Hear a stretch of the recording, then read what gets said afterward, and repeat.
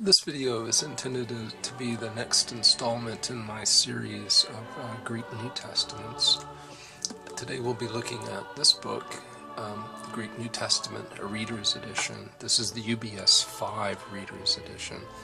It is not to be confused with the UBS5, which I reviewed in a different video.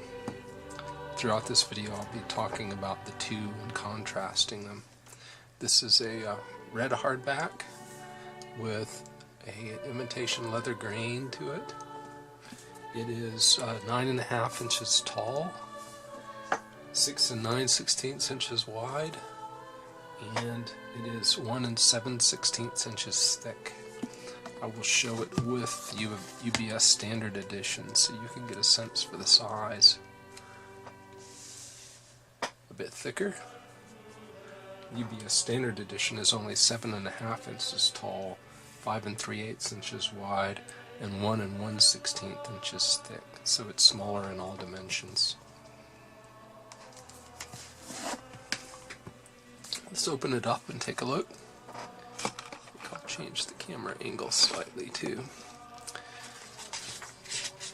So it's in standard hardback. My copy came with a miscut page, which has been folded down. I don't know if you'll get the same.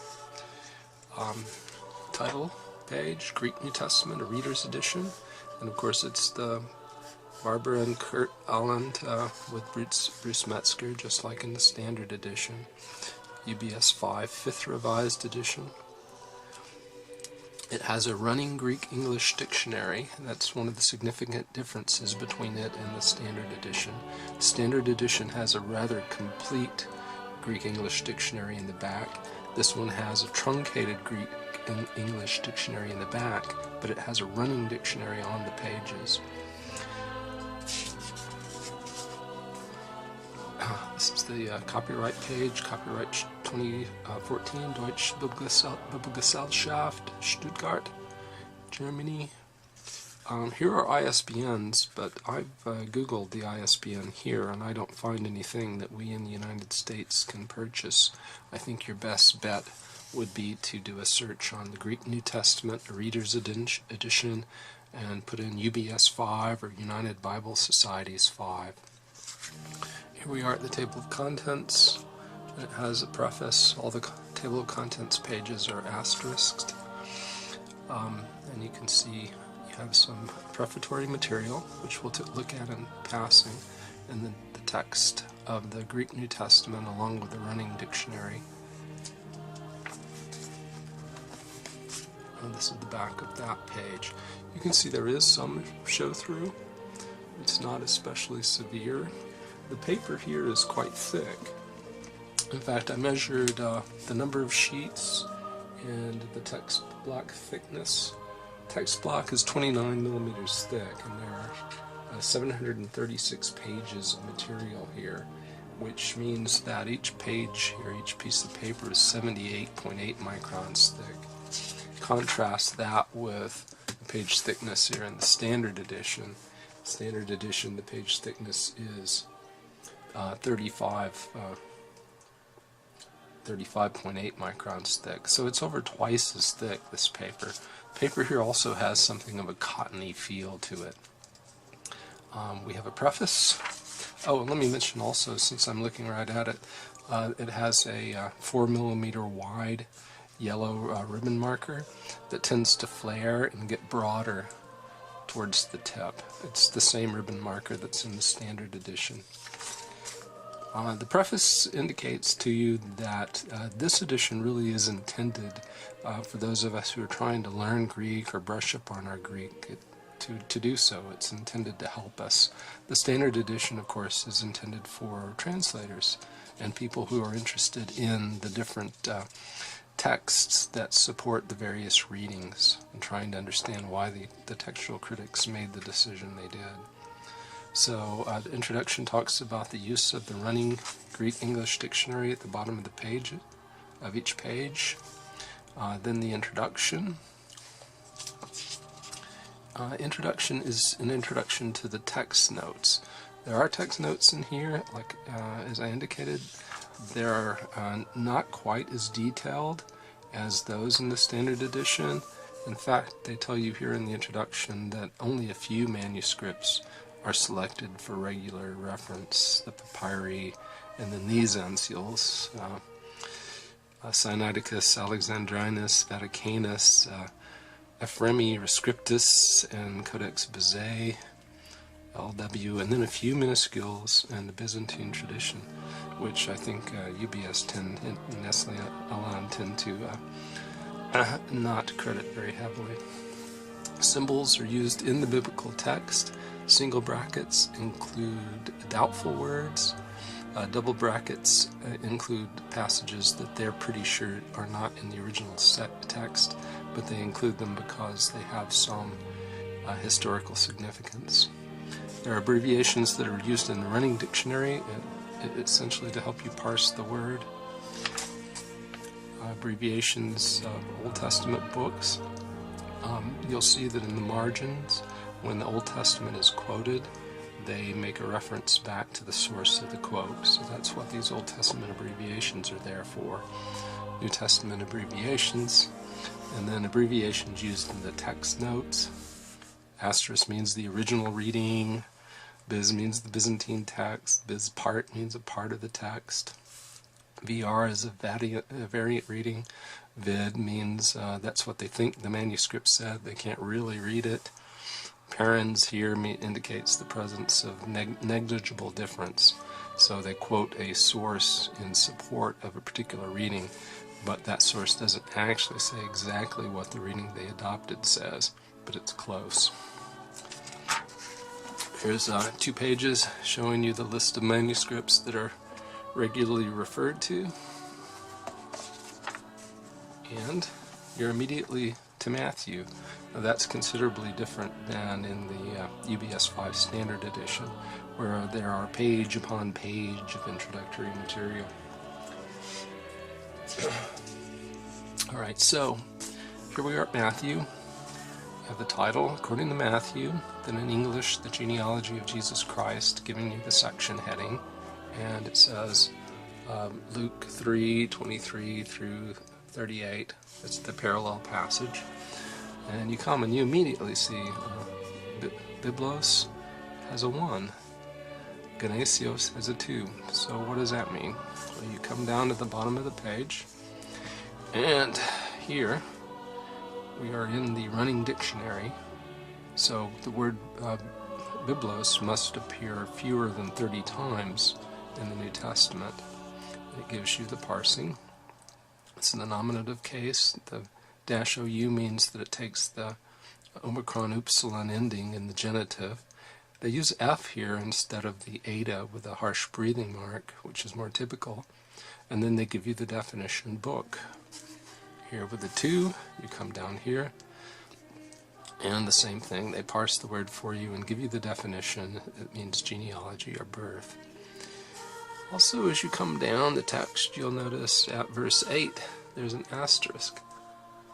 And so the asterisk comes down here as an indication for a textual discussion down here in the limited textual apparatus, where they say that they've adopted the reading Asaph, and they tell you that they think the probable reading of P1 supports it, and then Sinaiticus, Vaticanus, Ephremi Rescriptus are all on the side of the reading that they adapted.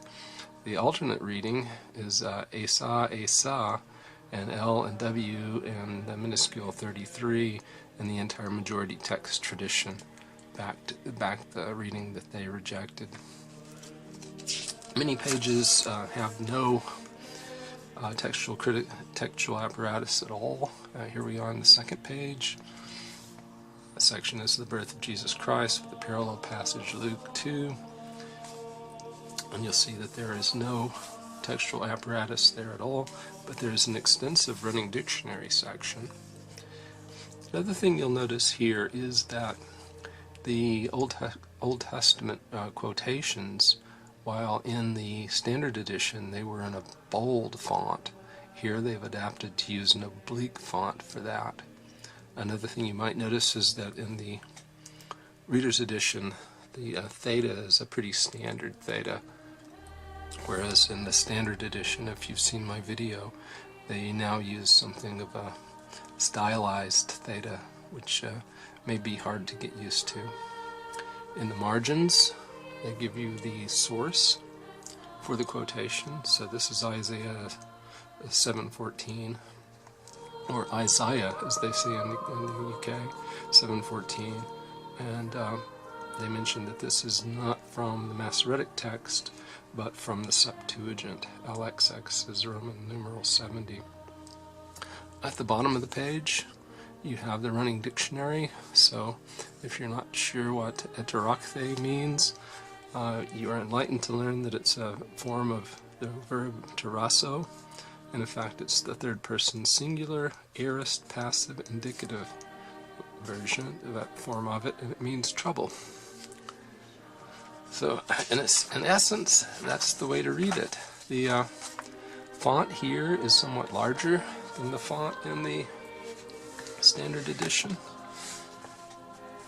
I'm not opening to quite the same page, but the font here, I think, in the text is about 10 points, whereas in the standard edition it's more like 9.5, and the font down below in the reader's edition is about 9 point, whereas here in the reader's edition it's about 9 point. In the standard edition it's about 8.5. Another thing you notice here is the paper. It's very white in the reader's edition and somewhat creamy in the standard edition.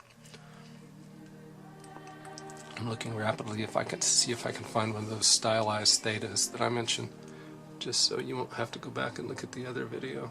There's one right there. Okay. So, very nice. It's a sewn binding, Smythe sewn binding. Paper feels nice and cottony. There's a little to no sheen on it. It's good reading material. The font is a dark black. It's not bold, but that's probably a good thing with Greek, because that way you can see all the accents and breathing marks and not be confused about what it is you're looking at. Alright, so you get to the end of the Apocalypse, and you are at the truncated dictionary. This is the definitions of words that occur more than 30 times in the New Testament. So it's not foolproof. There are times when there's a very common word that you can't remember, and you might have difficulty finding it here in the dictionary, and that's why there's such a thing as an analytical lexicon, which comes in very handy. But you do have, for the harder words, you have pages and pages of parsings and definitions at the bottom of the page, which you can use and then gradually wean yourself off of. So for the more common words, you have this dictionary. I give you an example of where it's not foolproof. Suppose you don't remember that the word for foot is podos, and you try to find it here. Well, you won't find it by looking for pi omicron delta, but you will find it under pous. Let's see here, pous. So podos is there in this entry, but it's not in alphabetical order so that you would find it where you would naturally look for it. You'd have to remember that it's a form of pous, but you might not. That's why an analytical lexicon is somewhat helpful.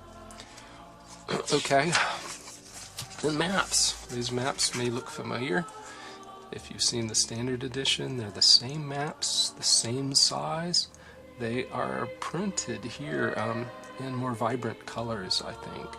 They're just more interesting here than they are in the inside and outside covers of the standard edition. They're just the same maps, just printed in a different order. And there you come to the end of the book. Now early on I showed you the ISBNs, and it mentioned that there's something called a flexicover.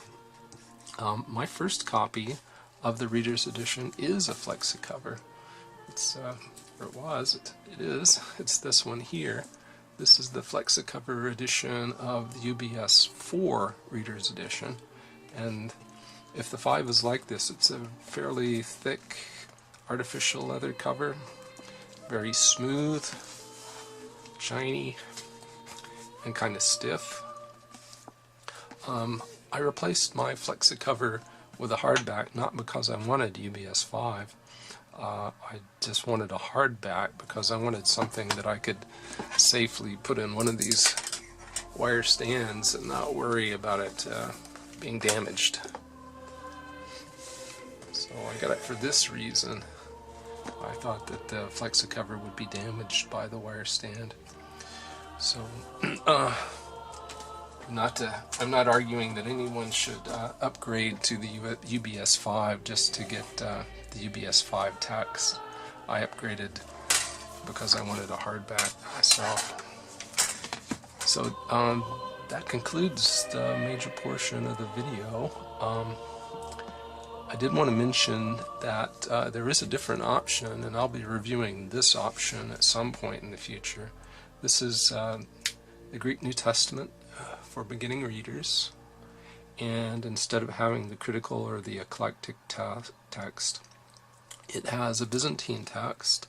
The Greek text and verb parsing is compiled by Robinson and Pierpont. So this is the Robinson and Pierpont text, which, by the way, is in the public domain.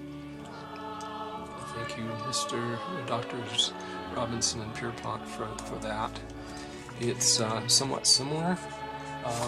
Smaller font, though. This is more difficult, I think, to use. The Running Dictionary is. And as I say, I will review this in more detail at some point in the future. But I believe this is a glued binding, and I don't think it will last quite as long as our book for today, the UBS5 Reader's Edition. One last note, the Reader's Edition also, just like the Standard Edition, comes with a partial dust jacket. This is what it looks like. Text of UBS5 plus a running Greek-English dictionary. Gives you the dictionary compiler's name, text notes by Florian Boss. For details, see back cover. If you look at the back cover, it advertises the dictionary. The parsings, the text notes, Old Testament references in the margin, and then the appendix, which is the truncated dictionary, and the maps. So that concludes my review of the UBS5 Reader's Edition. I hope you found this helpful.